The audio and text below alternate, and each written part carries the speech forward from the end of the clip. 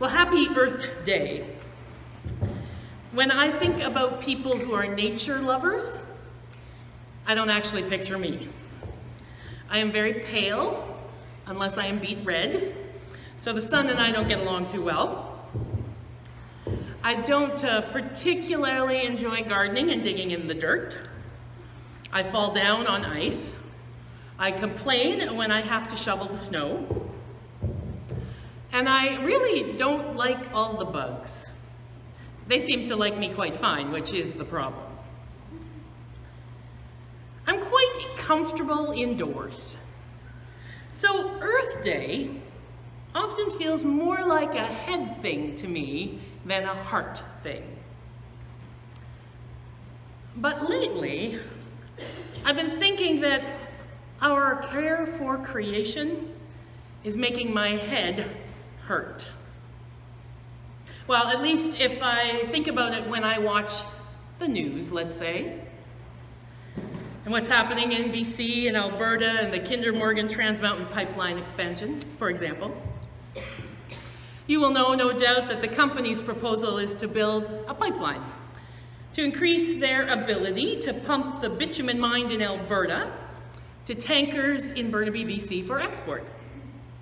And they need to export it so that it can be refined into usable fuel that we can use for putting into our cars and trucks and planes and trains.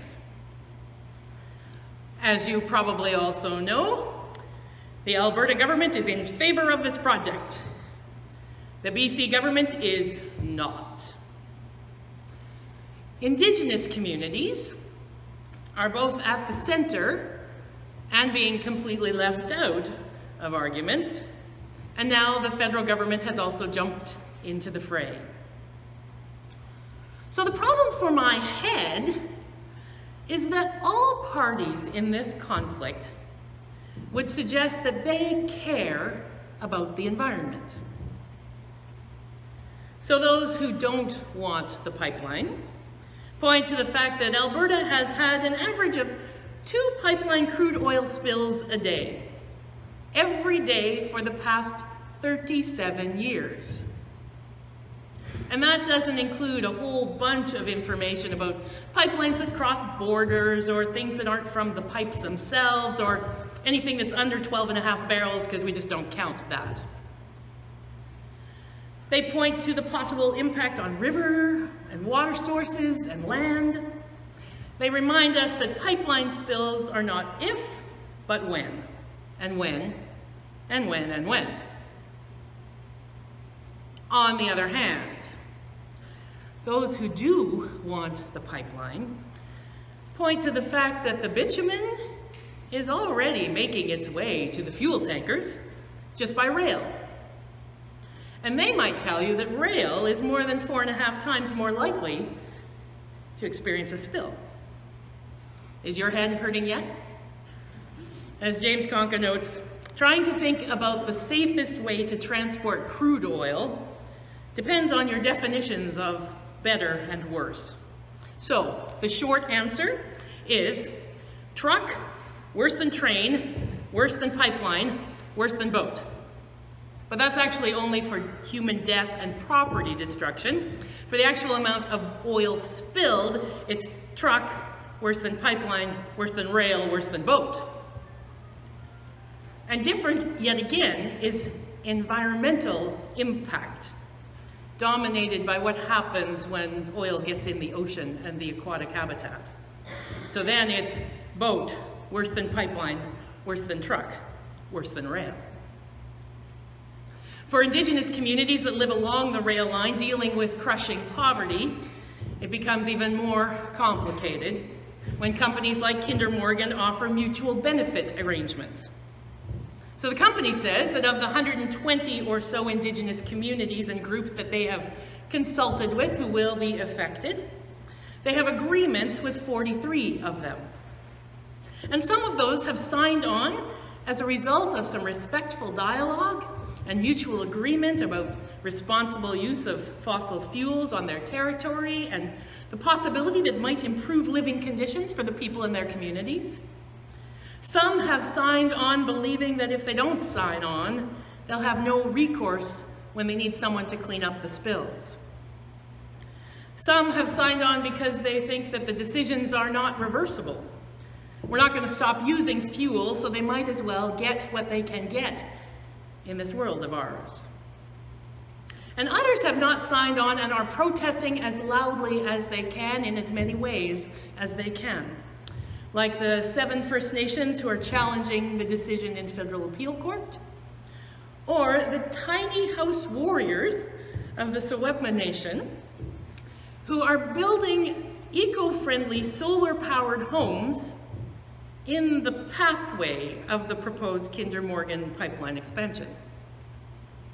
And the governments seem to be talking to or ignoring Indigenous peoples only as is convenient for them.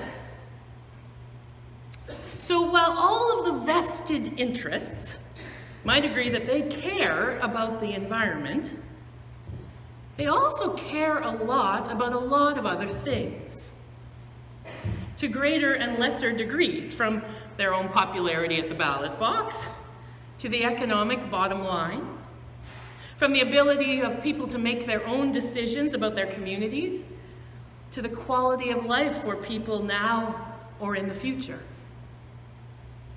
So, all in all, it's kind of complicated. Makes my head hurt. I don't exactly know what to do about that.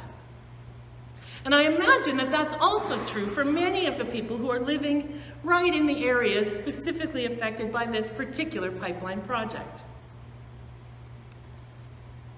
And what I've been wondering is whether this is one of those times when I might know better what to think if I listened more to my heart.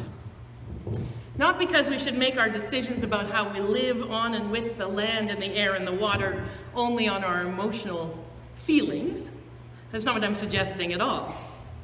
But I would hope that my heart would help me find compassion for all of those people who are trying to sort out what is truly best for the people and the land and the water in the present and in the future.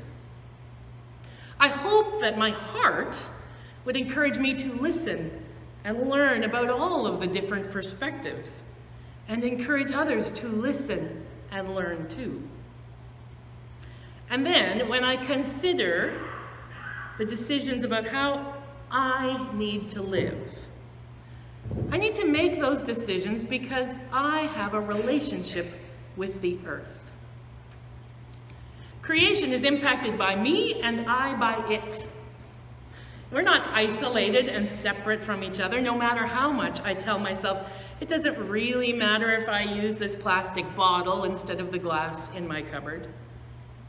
I know that I won't be motivated to use less fossil fuel, which is really the only thing I can personally do about this pipeline business. I won't do that unless I believe it matters, unless I truly care about the rest of the creation of which I am a part.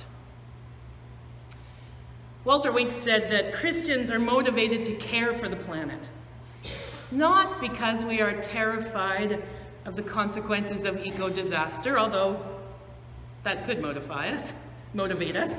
Terrify, motivate. Nor are we motivated solely by the demand of the gospel, which its challenge to domination, although that might be part of the picture.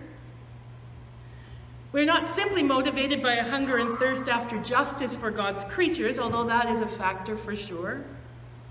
But he argues that Christians more deeply are motivated because we see God alive in the created world. If I'm going to do that, I have to connect my heart with the world around me. And as much as I would like to, I cannot think my way into that. I have to go outside, where the rest of the creation and I can actually be connected. So, like Thursday night, I left the church after choir practice. It was late, it was dark, it was quiet, but it wasn't cold. and the sky was clear, and there was a sliver of a moon.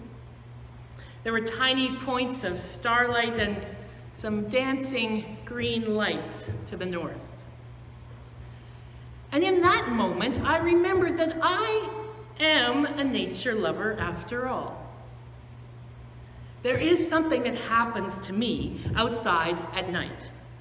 Not always, but it makes me feel connected somehow. Connected to a creation that is so much more vast than myself. It helps me connect to the wisdom we heard earlier from the Psalm and from the book of Sirach. The glory of the stars is the beauty of heaven, the glittering array in the heights of God.